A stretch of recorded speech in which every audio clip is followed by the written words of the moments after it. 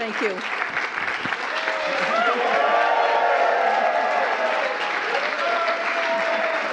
Thank you.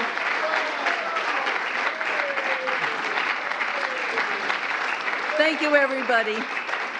Please sit. This is such an honor to be here, I have to tell you. My first trip to the White House. It's just wonderful. I am Betty Marafino, president of the Connecticut Alliance for Retired Americans, retired professor of English at Tunxus Community College in Connecticut, and chair of the National Repeal WEP and GPO Task Force.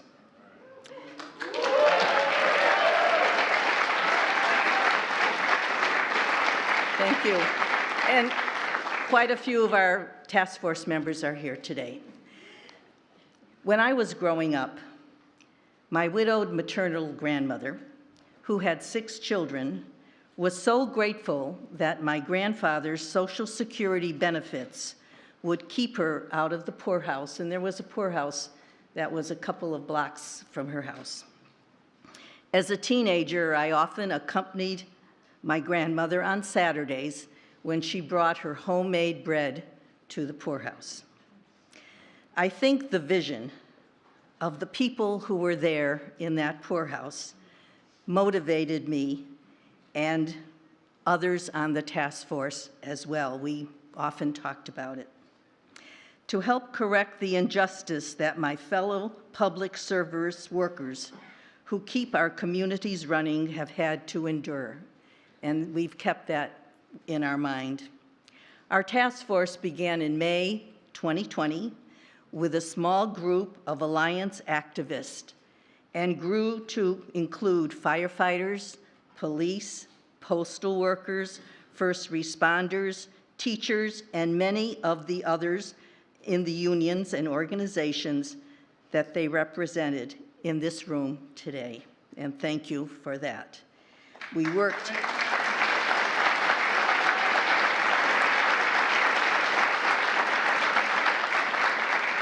worked to secure a repeal petition of over 110,000 signatures, and we included activists from Maine to Alaska.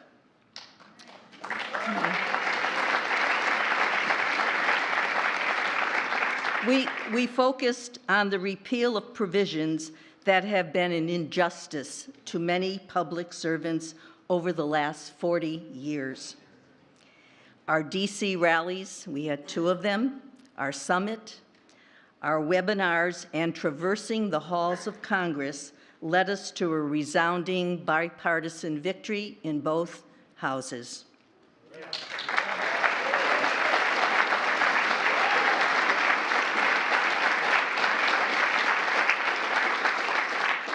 With the leadership of members of Congress here today and the President's signature, almost 2.5 million Americans will now receive their rightfully earned Social Security benefits.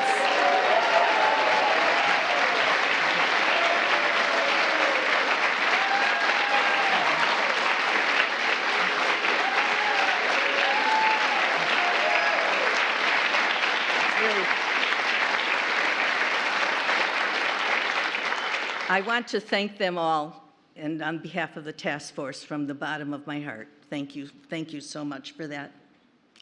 And especially the person I am honored to introduce today. Now it is my immense gratitude that I introduce the president who has done more for American seniors really than any other president. And thank you so much, Mr. President Joe Biden. Thank you so much.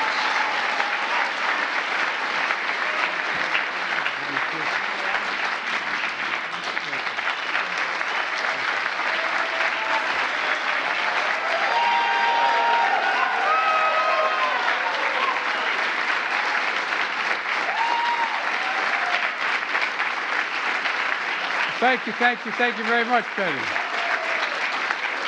Thank you. I know in about 20 years I'll become a senior. It's hell turning 40, you know. God bless you all. Betty, thanks for that introduction, for all the work you've done for retired Americans. It makes a gigantic difference. Thank you, thank you, thank you. And by the way, if you excuse what they say, the Senate used to say in the Senate, a point of personal privilege. She gave me a handwritten poem from her husband, who wrote to me, saying, I look like I'm 20. So thank him very well. I'll give him a call. Thank you. And thank you to the current and former members of Congress for being here today, particularly Susan Collins. Susan, I hope it doesn't hurt your reputation, might compliment you. Sherrod Brown. Get up.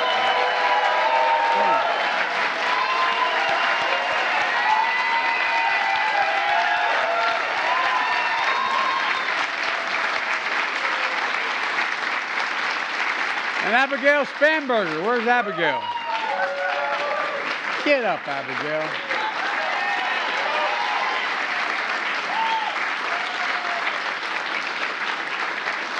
I also want to thank Leader Schumer and Representative Garrett Graves. Schumer's not here, is he? All right.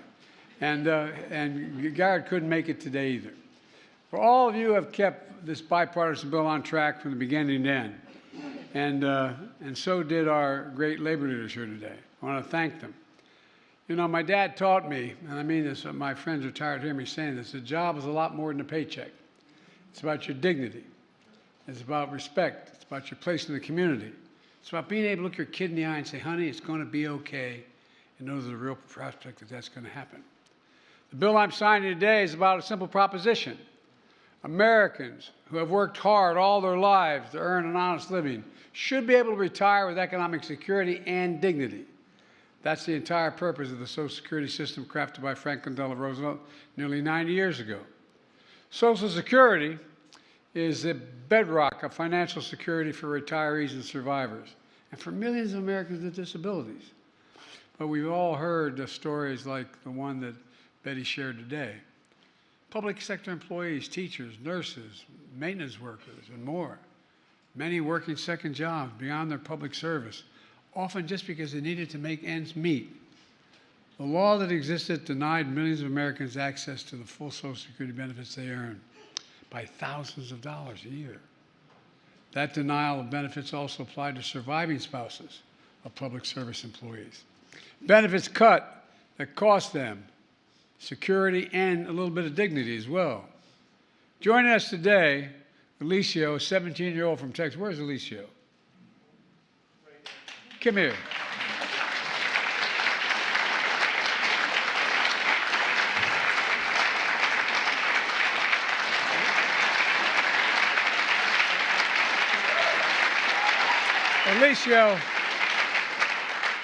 Alicio is just around the corner receiving Social Security. This guy walked 1,600 miles from Washington, from Texas to Washington, D.C. to support this bill. And he did it. He did it for his grandmother, a retired teacher who struggled to survive without the Social Security benefits she earned. And he thought it wasn't right. But guess what? Tomorrow is his birthday. We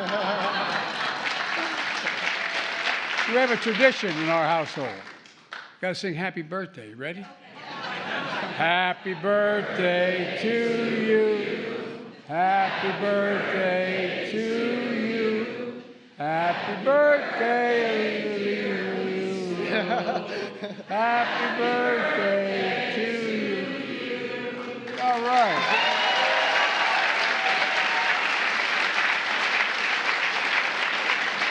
Alicio, I and others here have one request. Yes. When you're president and they say Joe Biden's in the outer office, promise you won't say Joe who. Right? Thank you, pal. You're doing good. Your mom, grandmama's good job. Thank you. Go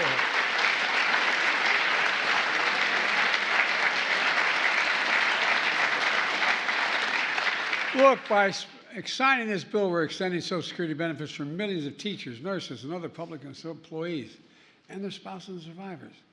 That means an estimated average of $360 per month increase. That's a big deal in middle-class households like the one I grew up in, many of you did, and for millions of Americans going forward. That's not all. over 2.5 million Americans are going to receive a lump sum payment of thousands of dollars to make up for the shortfall in the benefits they should have gotten in 2024. It's going to be a big deal.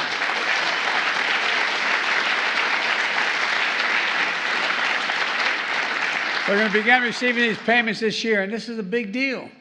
Someone said this is a big deal. It's a big deal. As the first president in more than 20 years to expand Social Security benefits, this victory is a culmination of a four-year fight to provide security for workers who dedicate their lives to their communities. And I'm proud to have played a small part in this fight and get to sign it. And thanks to Sherrod Brown and Richie Neal. Richie?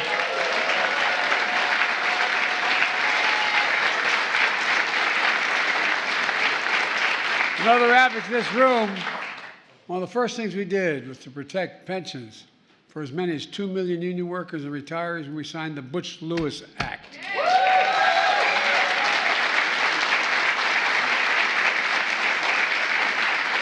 It's the most significant action to protect union pensions in 50 years. The Butch-Lewis Act helped them retire with dignity. Look, just like Social Security Fairness Act. When I'm about to sign, when I'm signing today, when I came to office, I promised I'd always protect Social Security, Medicare, and Medicaid. Never thought anybody'd have to make that promise to protect them, but we had to make that promise. We still do. I said repeatedly that if anyone tried to cut these programs, I'd stop them. And that's the promise we've kept. Even in the face of proposals to cut and weaken these programs that millions of Americans count on, I know there's a lot more work to do, by the way, to improve and expand benefits, including those who most are in need, to protect Social Security for long term, and finally asking the wealthiest Americans to begin to pay their fair share so it's able to be maintained, and so much more. Folks, we could not have done this alone. To the people in this room and the people around the country who did the work, who kept the faith, thank you, thank you, thank you. Our economy today is the strongest economy in the world. We got more to do, but it's the strongest economy in the world because we have the best workers in the world. We have the best workers. We do.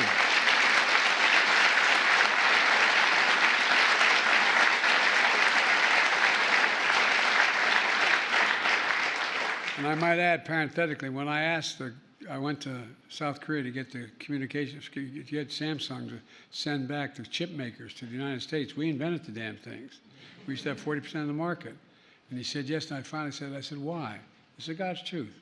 Foreign leader of a major corporation said, because you have the best, most qualified workers in the world, union workers. No, I'm serious. And because it's the safest place in the world to invest. Look, let me close with this. Today's a victory for the dignity of work and the dignity of workers. Everyday people who build the middle class, who built this country, we must never forget it. We can't forget who did it. We just have to remember who we are. For God's sake, we're the United States of America. The United States, there's nothing beyond our capacity. If we set our mind to it, and we do it together. So God bless you all. May God protect our troops. And now let's sign this bill.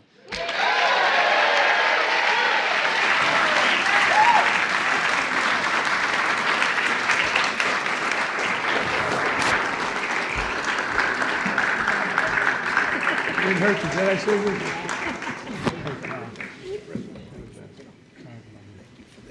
Butch-Lewis and so much else. Thank you.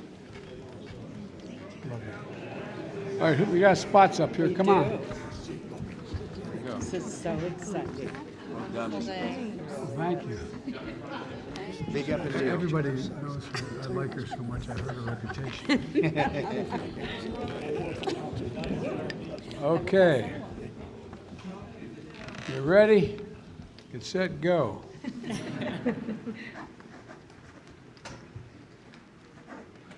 All right.